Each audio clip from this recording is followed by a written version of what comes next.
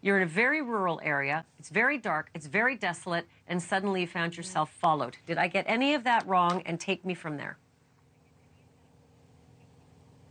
So we started off our day in Oklahoma City, where we went to the OSBI, and we've been making our way slowly to the area where the women's SUV was found. And we know that they were supposed to meet up at this abandoned gas station, the Four Corners, which we went to, and we checked that out. And then we took this right on Highway 95 to see if we could just quickly find the spot where the women's SUV was located, Road L and Highway 95.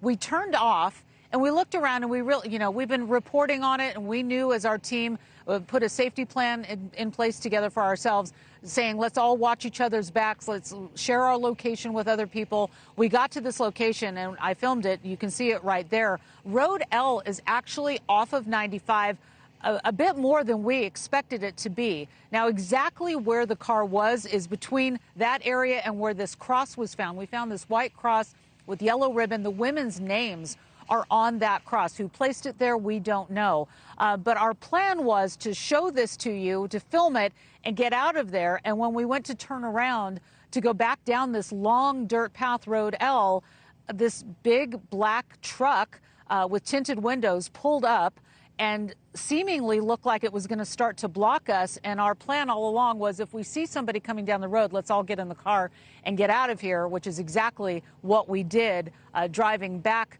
towards the gas station and getting back over here to a well-lit area so we could report to you tonight. But the point was to show you where the SUV was found. There has been no information about what has happened to these women. We have been pressing the OSBI for days now, for over a week. We don't have any answers. We know that nobody's talking. And Ashleigh, you and I have been doing these missing person cases for a really long time. And whenever I arrive to a scene like this, I usually see a grid search. I see canine units. We see a command post. We see the types of things that we're used to. But there is nothing. There is no sign of a search going on right now where we are in Oklahoma. So this is why I was distressed. And can I just ask our control room to roll that video that they were just showing as Laura was showing us that location that now all of a sudden that the cross has shown up in that spot where the women disappeared. Laura, there was a truck on the left-hand side of the screen. Is that the black truck that you were referring to, or was it another black truck? No. It was another black truck. What you see there on the screen is we have vehicles that belong to us, and it was further down the road. So it was right where the highway and the road met, and this truck kind of pulled in. Now, were we near somebody's private property? We might have been. I'm from California, and so a lot of these roads lead to, vineyards. But we have described, and we took some drone video today as well. But yeah, you can see that cross. It has their names on it. Who placed it there? It looks like this is the spot where the SUV was found. The drone footage that we took earlier, we specifically did to show everybody just how rural this area is. You've been hearing us talk about it. You've been hearing Brooke Schaefer mention it as well. But we wanted to get up and out and show you that as far as the eye can see, there's a lot of terrain to get to. It's a lot of farmland. There are some pig farms that are nearby, which are easy to spot and smell as you're driving down the road.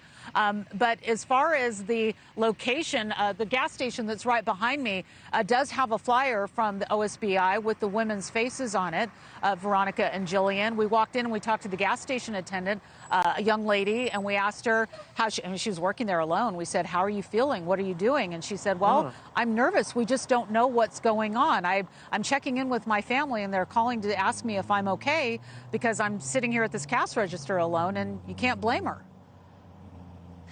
There was a picture that your drone video caught just a bit ago, and it looked like maybe that was one of the industrial pig farms that you were talking about. Is that one of those facilities? Because I have to be honest with you, in the absence of any information from authorities, there's all sorts of crazy rumors about pig farms and how they might be involved in all of this. I mean, the rumor mill is on overdrive.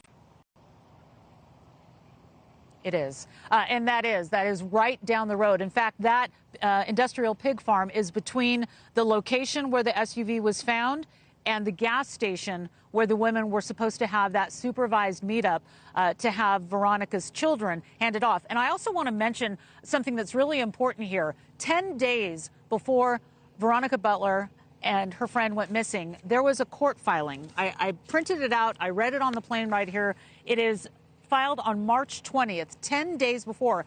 This was a bitter custody battle. Was it involved in this? We don't know. And I also want to mention that I've been talking to a private investigator not involved in this case, but knows the area well. And she said that there's a lot of human trafficking that goes on here. There's a lot of, because it is so rural, there are other things that happen. So while people are focusing on family matters and the bitter custody battle that was going on, there are other items to consider. Of course, the trucking industry, that we've got truckers up and down. You know, we just don't know. The OSBI is not telling us what's going on. We thought we might get an update from them today. They told me over the weekend, if there's not an update over the weekend, we'll talk to you on Monday. Well, here it is, and we don't have an update from them, not an official one, other than them telling us that they're really busy. Thank you for watching. Go to newsnationnow.com to find NewsNation on your television provider. And don't forget to click the red subscribe button below to get more of NewsNation's fact-driven, unbiased coverage.